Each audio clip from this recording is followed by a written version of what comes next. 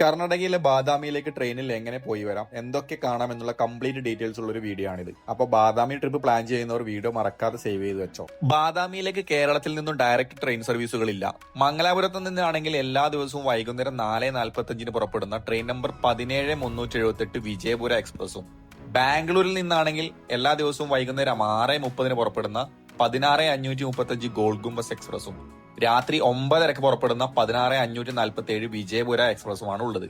ബാദാമിയിലെ കാഴ്ചകൾ ഏറ്റവും മനോഹരമായി കാണാൻ പറ്റുന്നത് വൈകുന്നേരങ്ങളിലാണ്. അതുകൊണ്ട് തന്നെ ബാദാമി റെയിൽവേ സ്റ്റേഷനിൽ ഇറങ്ങിക്കഴിഞ്ഞാൽ നമ്മൾ നേരെ പോകുന്നത് പട്ടടക്കലിലേക്കാണ്. ബാദാമി ബസ് സ്റ്റാൻഡിൽ നിന്നും പട്ടടക്കലിലേക്ക് 33 രൂപയാണ് ടിക്കറ്റ് ചാർജ്. 22 കിലോമീറ്ററാണ് ബാദാമി ബസ് സ്റ്റാൻഡിൽ നിന്നും പട്ടടക്കലിലേക്കുള്ള ദൂരം. ബാദാമി ബസ് സ്റ്റാൻഡിൽ ഇറങ്ങിക്കഴിഞ്ഞാൽ ഷെയർ ഓട്ടോ വഴിയോ അല്ലെങ്കിൽ ബസ് വഴിയോ നമുക്ക് ബാദാമി ബസ് സ്റ്റാൻഡിലേക്ക് എത്താൻ പറ്റുന്നതാണ്. യുനെസ്കോ ലോക പൈതൃക പട്ടികയിൽ ഉൾപ്പെടുത്തിയിട്ടുള്ള ഇന്ത്യയിലെ ഏറ്റവും മനോഹരമായ പൈതൃക കേന്ദ്രങ്ങളിൽ ഒന്നാണ് പട്ടടക്കൽ.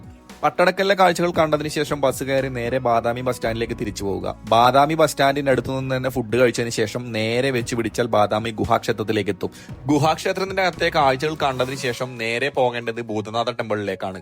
ബാദാമി യാത്ര പൂർണ്ണമാണെങ്കിൽ ഭൂതനാഥ ടെമ്പിളിൽ വന്ന് വൈകുന്നേരത്തെ സൺസെറ്റ് കാണണം. എന്നാലും മാത്രമേ നമ്മൾ യാത്ര പൂർത്തിയാക്കി എന്ന് പറയാൻ പറ്റൂ. അത്രയ്ക്ക് മനോഹരമാണ് ഭൂതനാഥ ടെമ്പിളിൽ നിന്നുള്ള വൈകുന്നേരത്തെ സൺസെറ്റ്. കാഴ്ചകളൊക്കെ കണ്ടതിന് ശേഷം വൈകുന്നേരം 7:30 ട്രെയിനിന് ബാംഗ്ലൂരേക്കോ അല്ലെങ്കിൽ ബാദാമി ബസ് സ്റ്റാൻഡിൽ നിന്ന് തന്നെ കിട്ടുന്ന പ്രൈവറ്റ് ബസ്സിന് മംഗലാപുരത്തേക്കോ തിരിച്ചു പോകാവുന്നതാണ്.